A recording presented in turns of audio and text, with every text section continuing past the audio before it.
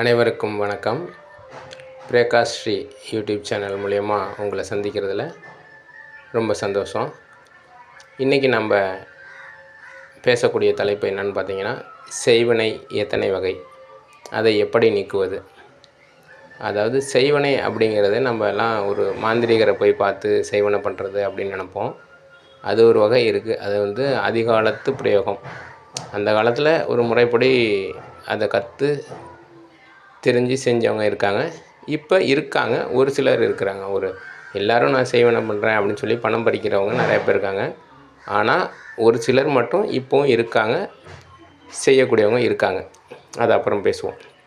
மற்ற வகையெல்லாம் என்னென்ன அப்படின்னா, ஒரு மாந்திரீக ரீதியாக செய்வினை பண்ணுறது அப்படிங்கிறது இல்லாமல் செய்வினை. இந்த செய்வினை அப்படிங்கிறது நாம் செய்த வினை.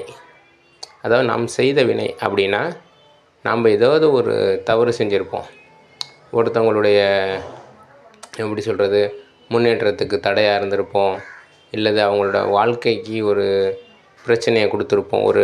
ஒரு இடத்த வாங்கிறது விற்கிறதுல ஒரு தவறான முறையை கையாண்டிருப்போம், அபகரிச்சிருப்போம். இது மாதிரியான நம்ம செய்த வினை. இல்லை நம்மளுடைய பங்காளி சொத்தை எடுத்துக்கிறது, இது மாதிரியான விஷயங்கள். பங்காளி சொத்தை எடுத்துக்கிறதுன்னு சொல்லுவோம். இப்படி நிறைய விஷயங்கள் இருக்குது. இந்த மாதிரியான நாம் செய்த வினை, அதான் செய்வினை. தமிழில் நம்ம அதை புரிஞ்சுக்கலாம் அந்த அர்த்தத்தை. நாம் செய்த வினை. இன்னொன்று நம் முன்னோர்கள் செய்த வினை, அதுவும் நம்மளை தாக்கும். இப்போ நம்ம அப்பா தாத்தா இதெல்லாம் அவங்க செஞ்ச ஒரு தீய வினைகளுடைய பலன் அவங்களுடைய சந்ததிகளை பாதிக்கும். அப்போ அது அவங்கள விட்டுட்டு நம்மளை பாதிக்கும் சில விஷயங்கள். ஒரு சிலர் கூட நம்ம சொல்லுவோம், நடைமுறையில் பார்ப்போம். என்னன்னு பார்த்தீங்கன்னா, அவன் அந்த இதை எடுத்துக்கிட்டான், தின்னா, அவனுக்கு என்ன நல்லா தான் இருக்கான் அப்படின்னு சொல்லுவாங்க. அவன் வாழ்க்கையை முடிச்சிருப்பான், நல்லா இருப்பான். ஆனால் பின்னால் வரக்கூடிய சந்ததிகள் அது பால்படுறதையும் சீரழிகிறதையும் நம்ம அடுத்தடுத்து வரக்கூடியவர்கள் பார்த்துட்டு சொல்லுவாங்க, அன்றைக்கி அவன் அது மாதிரி செஞ்சான், இன்றைக்கி அவன் பிள்ளைங்க பார் கஷ்டப்படுது அப்படின்னு சொல்லக்கூடிய அளவுக்கான ஒரு சூழல் ஏற்படும். இதுதான் செய்வினை. இப்போ இந்த செய்வினைகளை எப்படி கண்டுபிடிக்கிறது?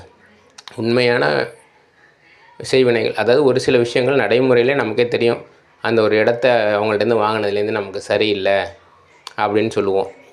இல்லை ஒருத்தங்களை கஷ்டப்படுத்தினதோட வினை, ஒருத்தங்களோட கண்ணீர் சிந்தி அழுத சில குறைகள் இப்படி இருக்கும். இது நம்ம நடைமுறையில் நம்ம செய்த வினைகளை நாம்ளே துடைக்க முடியும். அவங்கள்ட்ட போய் மன்னிப்பு கேட்குறதோ, இல்லை ஒரு சொத்தை அபகரித்தோம்னா அந்த சொத்தை திருப்பி கொடுத்துட்றது. ஏன்னா நமக்கு ஒன்றும் பண்ணாது, பார்த்துக்கலான்ற எண்ணம் இல்லாமல் அதை அவங்கள்ட்ட முடிஞ்ச அளவுக்கு அதுக்கான ஒரு சில இடங்கள் காசு கொடுத்து கூட அந்த இதை முடிக்க முடியும். ஒரு சொத்தை வாங்கிட்டோம், ஒரு குறைஞ்ச மதிப்பு கொடுத்து வாங்கியிருக்கோன்னா அவங்கள திருப்திப்படுத்துகிற மாதிரி மேற்கொண்டு எவ்வளோ கொடுக்கணுமோ கொடுத்து அவங்கள கொஞ்சம் திருப்திப்படுத்தணும். ஒரு நியாயமான விஷயத்தை நம்ம செஞ்சிடணும்.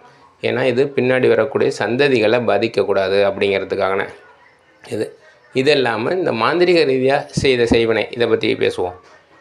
இந்த செய்வினைக்கு என்ன செய்யணும் அப்படின்னு பார்த்தீங்கன்னா, பிரசன்னம் பார்க்கக்கூடியவங்கள்ட்ட போய் நமக்கு செய்வினை இருக்கா, அது உண்மையாக பார்க்கக்கூடிய பிரசன்னம் பார்க்கக்கூடியவங்களை தெரிஞ்சு அவங்கக்கிட்ட நம்ம போய் இந்த செய்வினைகள் இருக்கா அப்படிங்கிறத தெரிஞ்சுக்கிட்டு அதை முறைப்படி தீர்க்கக்கூடியவங்க மூலயமா அதை தீர்த்துக்கணும். அது நமக்கு கெடுதல் செய்யக்கூடியவங்க செஞ்ச சில வினை. அதுதான் கொஞ்சம் எப்படின்னா, முடிந்த அளவுக்கு நம்மளோட உறவுகள், நண்பர்கள், இது மாதிரி தெரிஞ்சவங்களுக்கு நம்மளாக செய்த செய்வினையை தெரிஞ்சுக்கணும். இல்லை நம்ம அப்பா தாத்தா காலத்தில் இதை சொத்துக்கள் அபகரித்து செய்வினை இருக்கான்னு தெரிஞ்சுக்கணும். இதை கேட்டு நம்ம முன்னோர்கள்ட்டே இது மாதிரி விஷயங்களை தெரிஞ்சுக்கிட்டு அதை தீர்க்கறதுக்கு வழி பார்க்கணும். அந்த வீம்புலேயே இருக்கக்கூடாது. அதுதானே பார்த்துக்குவோம். அவங்கள்ட்ட போய் நம்ம என்ன பேச போகிறோம் அப்படின்னு இல்லாமல் ஒரு சின்ன விஷயந்தான், பழசெல்லாம் மறந்துடுங்க, நம்ம நல்லா இருப்போம், ஒன்றா இருப்போங்கிற மாதிரி ஒரு அரை மணி நேரம் அவங்கள்ட்ட மனசு விட்டு பேசிட்டாலே அந்த வினைகள் நீங்கிரும். அவங்களுக்கான ஒரு சில உதவிகள் செஞ்சு அவங்களையும் பாதிக்கப்பட்டவங்களையும் நல்ல நிலைமை கொண்டு வரும்போது அந்த வினை தானாக மறைஞ்சிரும். இது அவசியம் இதை கடைபிடிங்க, நல்லது நடக்கும். நன்றி.